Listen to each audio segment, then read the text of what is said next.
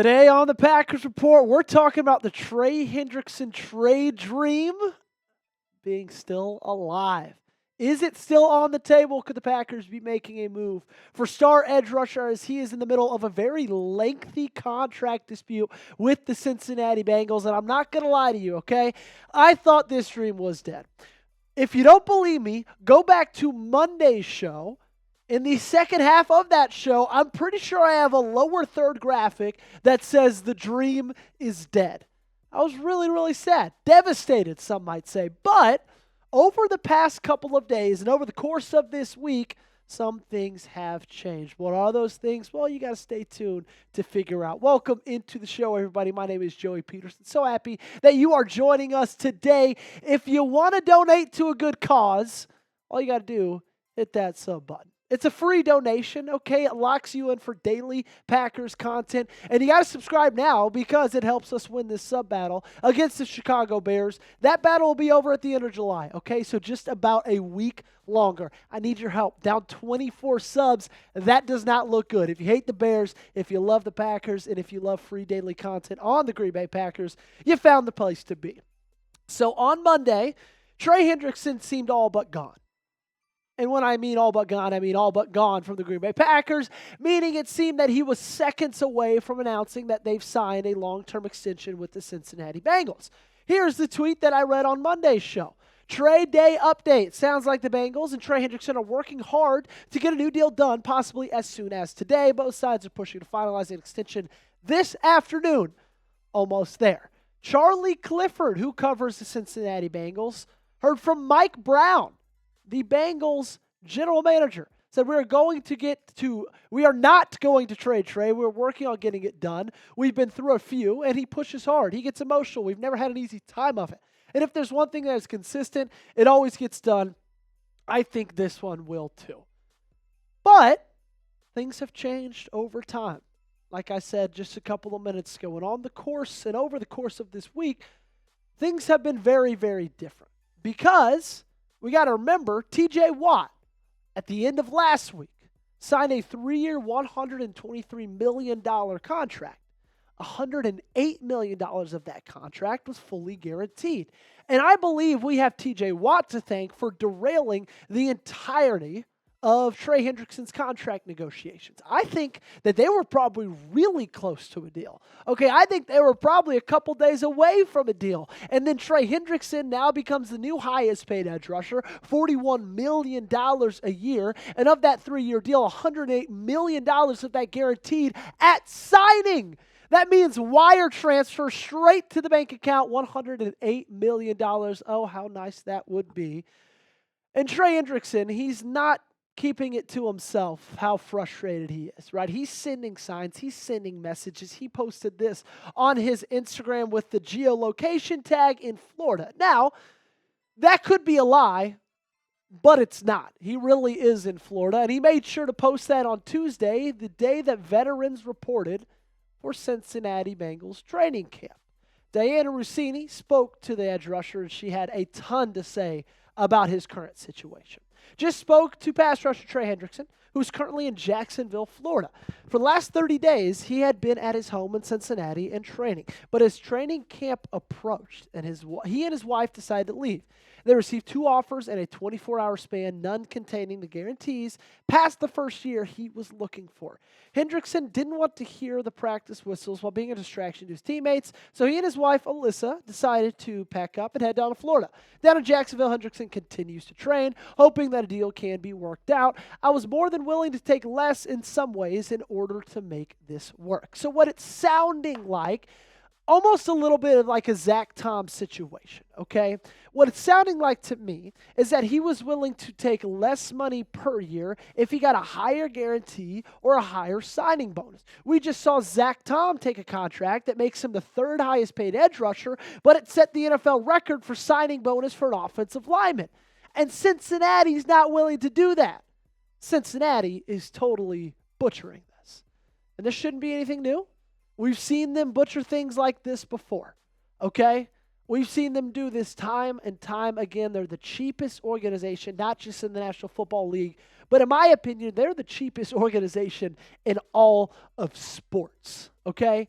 and they're not willing to guarantee anything past the first year? Are you kidding me? First round picks, second round picks, hell, they get guaranteed money past the first year of their contract. And you're not willing to do that for a guy who's given you 35 sacks in 2 years. For the first time in a long time, it feels like the odds have shifted towards Hendrickson not being in Cincy for the 2025 season. Now, I'm not saying that him not being there is the betting favorite over him being there. I'm just saying for a long time, it kind of felt like him being in Cincy had really, really high odds, him not being in Cincy, and then things have just kind of shifted. They've evened out. They've gotten a little bit closer, in my opinion. How are we feeling, Packers fans? What do you think the percentage chance that Trey Hendrickson isn't a Bengal in week 1? Scale it for me 1 to 100 in the comment section down below. And I really do get why Trey Hendrickson is so upset. I do, okay? Because when you look at the most sacks since 2020, he's third on that list, only 3 sacks behind first place, and 17 sacks above second place, right? He's easily a top 3 edge rusher in the game. There's really no denying that. And the funny thing is you look at what those guys are getting paid. First place making $41 million. Second place making $40 million, right? That makes sense right there. Fourth place, 17 sacks below him, $34 million a year. Well, he's making $21 this year. And then Micah Parsons, he's in the middle of negotiating his contract. He's on a rookie deal. It'd be silly to put how much he makes on there compared to these other guys. But I'm assuming that over the next couple months, Micah Parsons is going to get a deal that puts him probably somewhere around $40 million as well. So I can see how Trey Hendrickson is upset. Additionally, how this ties into Green Bay, they're still getting linked to Trey and trade rumors all across the internet, all across social media. It seems like I'm not the only one who wants to make this happen. I'm also not the only one who thinks that this would be a great fit. This is from Sporting News. The Packers are another team that could benefit from an improved pass rush after a solid season in 2024. It's no secret that the NFC North is unforgiving, and Green Bay needs to do whatever it takes to keep up with Detroit and Minnesota while also fending off Chicago.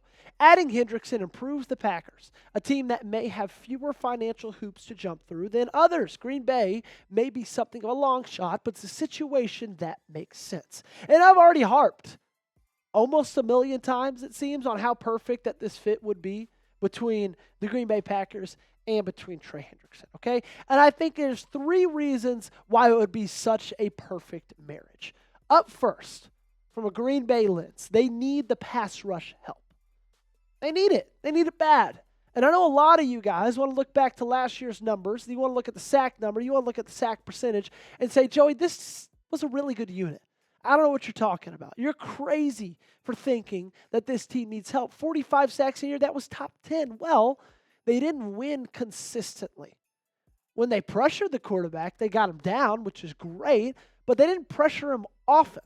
They didn't win their pass rushes often. This team struggled to put constant and consistent pressure on opposing quarterbacks. And right now, this is a fine group when you think of the edge rushers, but is it elite? Think about Philadelphia last year in the Super Bowl, last year in the playoffs. They won that game against Kansas City because of elite play up on the defensive line. It helps when you have Josh Sweat. Helps when you have Jalen Carter.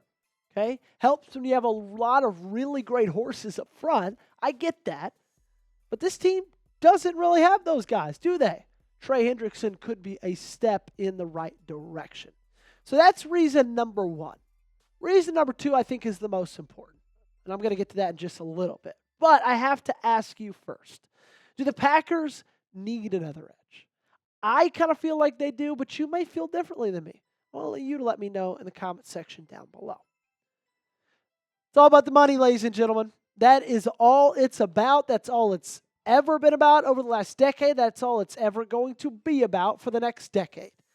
And this team has $35 million in cap space. They can give him what he wants. And that's the thing about Trey, is I don't think he wants 41, 42, $40 million a year. I think he's fine taking somewhere around 36 or 37. But he wants it to be more guaranteed or a higher signing bonus. Just like I said off the top, you can do to him just what you did to Zach Tom. You could give him a little bit more of that bonus, and because Zach Tom's contract had that big of a bonus, it's not going to take that much from the salary cap either. That's a big luxury of signing that guy to that contract because it allows you to sign other guys to other contracts. Trey Hendrickson could be one of them. He wants to get paid. He deserves to get paid, and this team has the money to pay him. And last but not least, he could be this missing piece. You heard Matt LaFleur. You heard Jordan Love. You heard Tucker Kraft. All of these guys speaking at training camp that started on Wednesday. All of them saying, you know what? This team could win a Super Bowl. We've got all the belief in the world that this team can win a Super Bowl. And everything, in my opinion, on this roster outside of pass rush and outside of the cornerback room feels like it's figured out. If you add Hendrickson, obviously that helps the edge rushers. Obviously that helps the pass rush. But that also helps the corners because you're getting consistent pressure on a quarterback and he has less time to throw. So if you don't believe in your corners, one way you can help your cornerbacks out is signing a guy who can get to the quarterback quickly. And Trey Hendrickson has shown he's been able to disrupt quarterbacks for his entire career and especially over the last 2 years with 70 sacks. I need you to be the general manager, okay? Act like you're Brian Gutekunst for me. Put on the visor, use the coach speak, put on the suit, whatever you want to do. Should the Packers trade for Trey Hendrickson? Give me a yes or give me a no in the comment section down below. Weigh in with your answer. That's going to do it on today's show. Really do appreciate every single one of you guys for stopping by. We're going to keep you updated on everything that goes on with Trey Hendrickson for the entirety of this offseason until he's a Green Bay Packer or until he's still a Cincinnati Bengal. Until next time, go Pack Go.